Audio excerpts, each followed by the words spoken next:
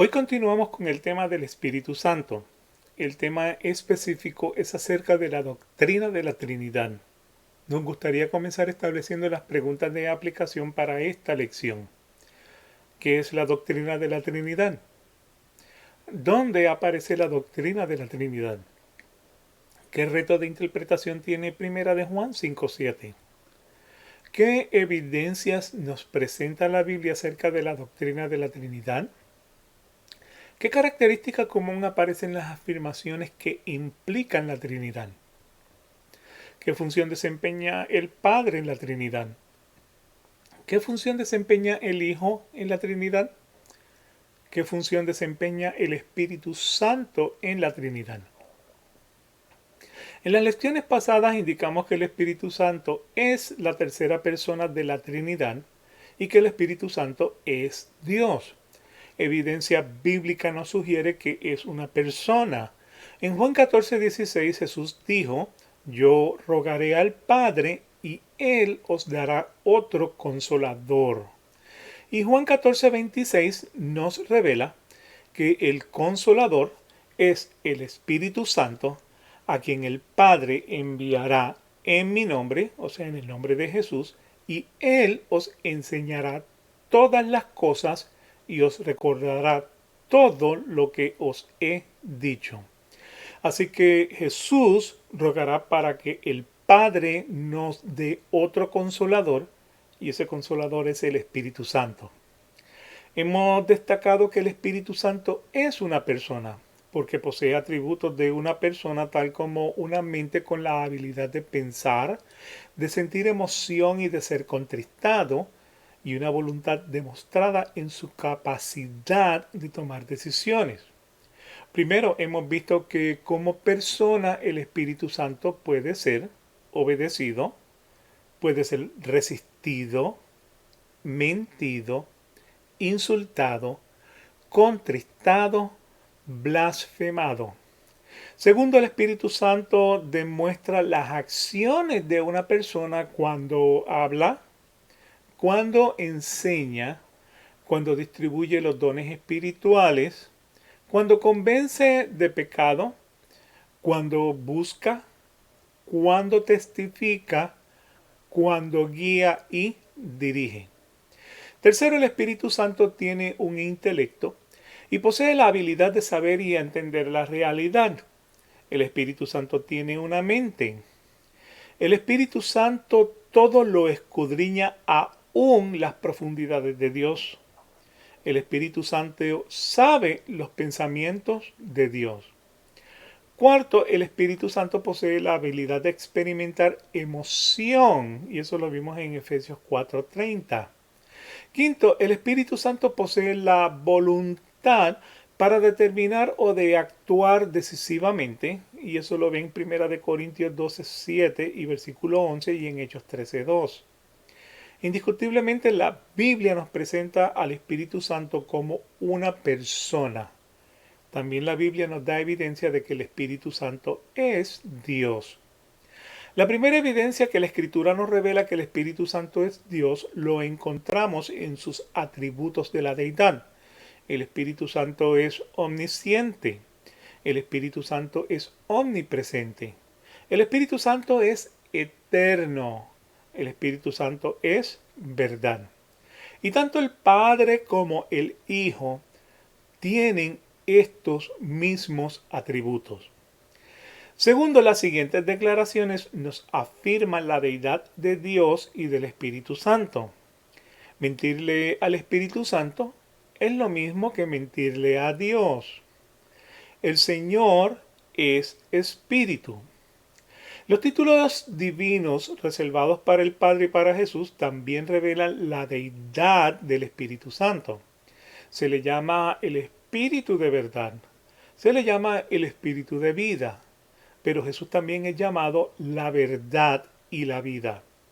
Se le llama agua de vida. Jesús es llamado el pan de vida y el Padre es llamado el Padre que vive. Él es llamado el Espíritu de gloria. Jesús es llamado el Señor de gloria. El Padre es llamado el Padre de gloria. En Mateo 1:18 y cientos de veces adicionales a través de la Escritura, se le llama el Espíritu Santo, siendo la santidad el atributo más repetido de Dios según Primera de Pedro 1:16. Se le llama el Espíritu de gracias. El Padre es llamado el Dios de toda gracia. De esta manera vemos que el Espíritu Santo es una persona y a la misma vez el Espíritu Santo es Dios. ¿Cómo puede ser esto? ¿Cómo es posible que Padre, Hijo y Espíritu Santo sean presentados como tres personas y que a la misma vez sean un solo Dios? Aún más, ¿cómo es posible que el Padre no sea el Hijo, ni sea el Espíritu Santo? O que el Hijo no sea el Padre ni el Espíritu Santo, ni que el Espíritu Santo sea el Padre o el Hijo, pero que sin embargo los tres sean el mismo Dios. Son preguntas razonables y la respuesta es que realmente no sabemos. No es algo que con ciencia y matemática se pueda definir. Sin embargo, son verdades bíblicas que no se pueden negar y no debemos especular en sus respuestas fuera de lo que dice la Biblia. ¿Qué dice la Biblia? Comencemos en Deuteronomio 29:29. Las cosas secretas pertenecen al Señor nuestro Dios, mas las reveladas nos pertenecen a nosotros y a nuestros hijos para siempre, a fin de que guardemos todas las palabras de esta ley. Hay cosas secretas que solo pertenecen al Señor. La relación de Padre, Hijo y Espíritu Santo como un solo Dios. Sin embargo, Dios a través de su palabra nos ha revelado las cosas que nos quiere revelar. Y eso es todo lo que nosotros necesitamos para creer que Jesús es Dios, el Hijo de Dios, el único medio para la salvación. Lo que no revele la Biblia no lo podemos especular porque entramos en el peligro de agregarle significado a la palabra de Dios. Tenemos que considerar lo que dice el Señor en Isaías 55:8. Porque mis pensamientos no son vuestros pensamientos, ni vuestros caminos mis caminos, declara el Señor. Parte de la razón por la cual no podemos entenderlo todo es porque tenemos una mente finita que está tratando de descifrar y definir los pensamientos y acciones de un Dios soberano con una mente infinita. Esto lo podemos confirmar mirando 1 Corintios 2:14. Pero el hombre natural no percibe las cosas que son del Espíritu de Dios, porque para él son locuras, y no las puede entender, porque se han de discernir espiritualmente. Para el hombre de mente carnal, las cosas espirituales son locura. Un hombre que trata de definir a Dios con ciencia y matemática no lo puede hacer porque hay cosas que solo se disciernen espiritualmente cuando el Señor no las quiere revelar. Por esta razón los ateos son ateos. Muchos de ellos una vez fueron cristianos y muchos de ellos conocen la Biblia mucho mejor que muchos creyentes. Pero son ateos por el hecho de que no pueden evidenciar con ciencia y matemática las cosas espirituales de Dios. Lo mismo de Tomás, ver para creer. Sin embargo, la esperanza y la instrucción a seguir del creyente, va a aparecer en Hebreos 11:6, donde dice, pero sin fe es imposible agradar a Dios, porque es necesario que el que se le acerca a Dios crea que le hay y que es galardonador de lo que buscan, de los que le buscan. ¿Qué es la fe? La Biblia lo define como la certeza de lo que se espera y la convicción de lo que no se ve. Un ejemplo de la fe es creer que Dios es Dios, creador y consumador de todo, solo porque lo dice la Biblia. Recuerden lo que Jesús le dijo a Tomás en Juan 20, 27 al 29. Luego dijo a Tomás, pon aquí tu dedo y mira mis manos, y acerca tu mano y métela en mi costado, y no seas incrédulo, sino creyente. Entonces Tomás respondió y le dijo, Señor mío y Dios mío. Jesús le dijo, porque me has visto, Tomás, creíste. Bienaventurados los que no vieron y creyeron.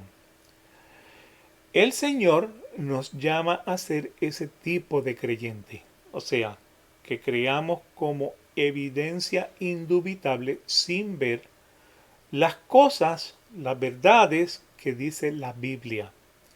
¿Qué dice la Biblia acerca del tema que estamos tratando? En Deuteronomios 6, 4 al 6 nos dice, escucha, oh Israel, el Señor nuestro Dios, el Señor uno es. Amarás al Señor tu Dios con todo tu corazón, con toda tu alma y con toda tu fuerza. Y estas palabras que yo te mando hoy estarán sobre tu corazón. Este versículo destaca que el Señor tu Dios es uno y que la Biblia nos da amplia evidencia de que este Dios es el Padre, el Hijo y el Espíritu Santo. O sea, Dios se manifiesta en tres personas. Esta doctrina es la que en el cristianismo se conoce como la doctrina de la Trinidad. La palabra Trinidad no aparece en la Biblia, más bien aparece en los manuales de teología sistemática que describen las doctrinas o las verdades bíblicas que fundamentan las creencias de la Iglesia cristiana reformada. Y también en las confesiones de fe tal como la de Westminster escrita en 1647. Aunque la palabra Trinidad no se encuentra en la Biblia, juntando todo lo que hemos visto hasta ahora, la doctrina de la Trinidad es claramente enseñada en la Biblia y se presenta como verdades que no se pueden negar en la fe. Hay un Dios viviente y verdadero existiendo eternamente en tres personas, el Padre, el Hijo y el Espíritu Santo. Ellos son coiguales, coeternos, de la misma esencia y por lo tanto cada uno merece adoración y obediencia. Un versículo que utilizan las teologías sistemáticas y las confesiones de fe para sostener su creencia de la Trinidad es Primera de Juan 5, 7, donde leemos: porque tres son los que dan testimonio en el cielo, el Padre, el Verbo y el Espíritu Santo, y estos tres son uno. Si bien el versículo destaca la existencia independiente del Padre, el Hijo y el Espíritu Santo, el reto de interpretación viene con la parte que los define como estos tres son uno, ya que según la traducción del original interlineal griego con el español, aquí encontramos porque tres están siendo los dando testimonio, o dicho de otra forma, tres son los que dan testimonio. Y la parte de estos tres son unos como que no aparece en el escrito original, levantando la sospecha de que esta porción del versículo haya sido agregada en algún momento en la historia. De hecho, la evidencia externa de los manuscritos no favorece que hayan formado parte de la epístola original, ya que no aparece en ningún manuscrito griego anterior al siglo X después de Cristo. Solo 8 manuscritos bastante tardíos contienen este texto, que parece corresponder a una revisión posterior de la Vulgata, y 4 de estos contienen una lectura diferente del pasaje que se incluye como una nota al margen, indicando que quizás esta porción se añadió más tarde al manuscrito. De hecho, ningún líder eclesiástico que hable griego o latín, ni siquiera los que participaron en las controversias trinitarias, lo citan, por lo que se cree que lo más probable es que las palabras fueron añadidas mucho más tarde en este texto. Esto quiere decir que estos tres son uno, fueron palabras que no aparecen en el escrito original antes del siglo X, pero se agregaron más adelante porque esa era la creencia común y es la creencia que nosotros compartimos. Padre, Hijo y Espíritu Santo, estos tres son uno. En la Escritura no hay un versículo que enuncie de forma tan explícita la realidad obvia de la Trinidad. Sin embargo, muchos pasajes plantean con claridad la doctrina de la Trinidad como un hecho implícito. Si bien Primera de Juan 5:7 tiene sus retos de interpretación, el panorama global de la Escritura no desestima la verdad de que hay un solo Dios que existe en tres personas. Por lo tanto, veamos qué otra evidencia nos presenta la Biblia que nos indican de la igualdad única del Padre, Hijo y Espíritu Santo. Primero, cuando Dios se refiere a sí mismo, lo hace en plural, utilizando las palabras hagamos, nosotros y nuestro. En la primera parte de Génesis 1:26 leemos, entonces dijo Dios, hagamos al hombre a nuestra imagen, conforme a nuestra semejanza. Y dijo Jehová Dios, en Génesis 3:22 dijo Jehová Dios, he aquí que el hombre es como uno de nosotros. La Biblia establece que el Padre es Dios en Juan 6:27. Trabajad no por la comida que perece, sino por la comida que da vida eterna permanece, la cual el Hijo del Hombre os dará, porque a esta señaló Dios el Padre. La Biblia indica que Jesús también es Dios, en Tito 2:13, aguardando la esperanza bienaventurada y la manifestación gloriosa de nuestro gran Dios y Salvador Jesucristo. El Espíritu Santo también es Dios en Hechos 5:3-4. Y dijo Pedro, Ananías, ¿por qué llenó Satanás tu corazón para que mintieses al Espíritu Santo y sustrajeses del precio de la heredad? Reteniéndola, ¿no te quedaba a ti y vendida no estaba en tu poder? ¿Por qué pusiste esto en tu corazón? No has mentido a los hombres, sino a Dios. Sin embargo, las tres personas son distintos del uno al otro, visto en el bautismo de Jesús en Marcos 1, versículos 10 y 11. Y luego cuando subía del agua, vio abrirse los cielos y al Espíritu Santo como paloma que descendía sobre él, y vino una voz de los cielos que decía, tú eres mi Hijo amado, en ti tengo complacencia. Algunas afirmaciones que implican la Trinidad son 2 Corintios 13:14. La gracia del Señor Jesucristo, el amor de Dios y la comunión del Espíritu Santo sea con todos vosotros. Amén. Primera de Pedro 1:2. Elegidos según la presencia de Dios Padre en santificación del Espíritu, para obedecer y ser rociados con la sangre de Jesucristo, gracia y paz os sean multiplicadas. Primera de Corintios 12, versículos del 4 al 6. Ahora bien, hay diversidad de dones, pero el Espíritu es el mismo. Y hay diversidad de ministerios, pero el Señor es el mismo. Y hay diversidad de operaciones, pero Dios, que hace todas las cosas en todos, es el mismo. Mateo 28:19.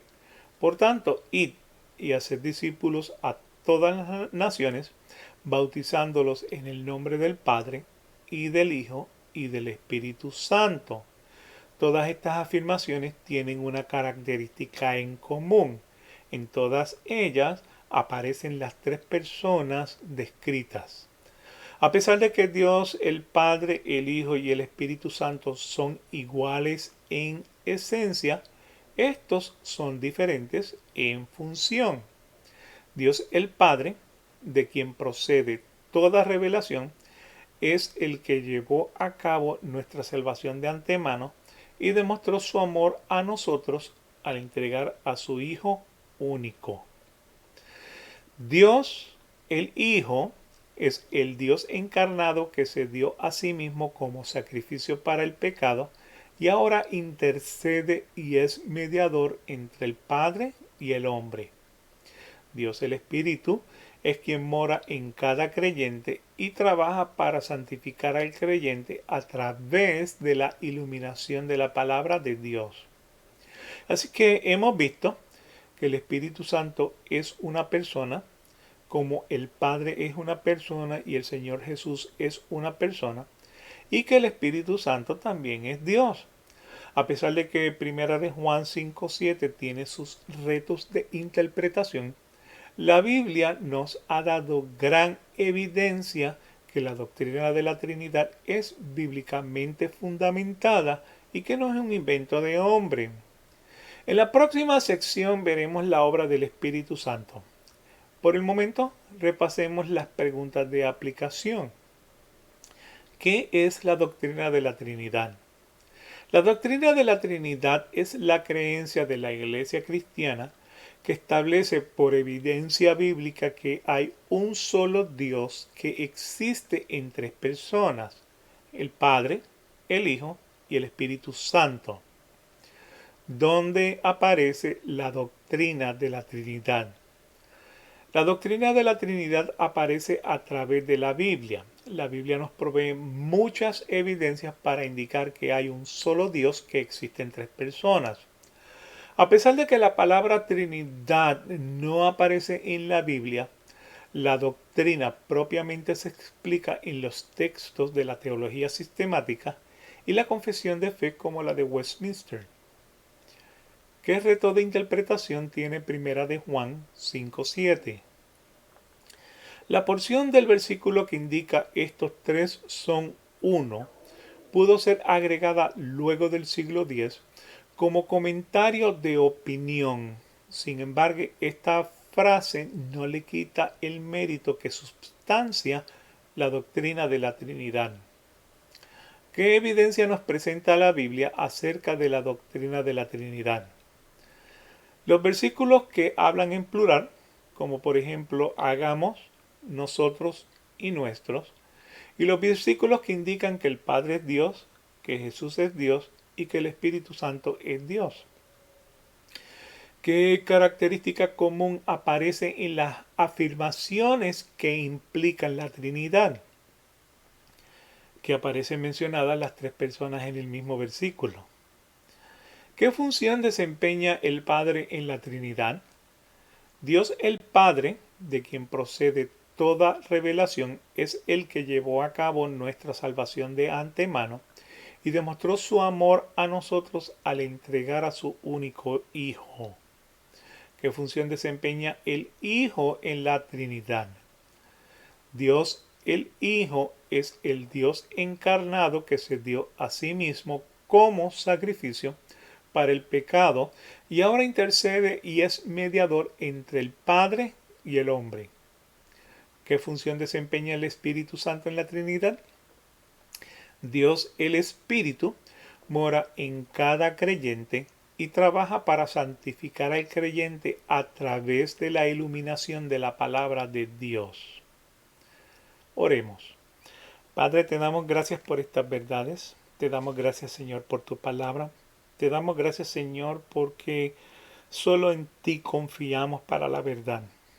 Permite, Señor, que el entendimiento que tú nos estás dando a través de este estudio, a través de tu palabra, Señor, pueda fructificar y dar esos frutos, Señor, que son evidencias de quién eres tú. Te pedimos, Señor, por un mundo perdido. Te pedimos, Señor, por un mundo incrédulo. Te pedimos, Señor, por esos hermanos que han sido engañados en dogmas y falsas enseñanzas, Señor, que están completamente ciegos porque se les ha sido prohibido leer tu palabra, se les ha sido, Señor, difícil entender las cosas que tú nos revelas. Te damos gracias, Señor, por las enseñanzas que tú nos traes a través de tus siervos. Te damos gracias, Señor, porque tú eres grande y para siempre es tu misericordia. Te pido, Señor, por la salvación de este pueblo. Te doy gracias por cada uno de mis hermanos. Te pido, Señor, que estés con nosotros todos los días hasta el fin. Esperamos en ti, Señor, para la salvación y la resurrección. Te damos gracias en el nombre de Jesús. Amén. Y les damos gracias a ustedes por estar aquí presentes con nosotros. Esperamos que se puedan seguir disfrutando del resto del servicio. Dios tenga misericordia de su pueblo. Dios salve a su pueblo en el nombre de Jesús.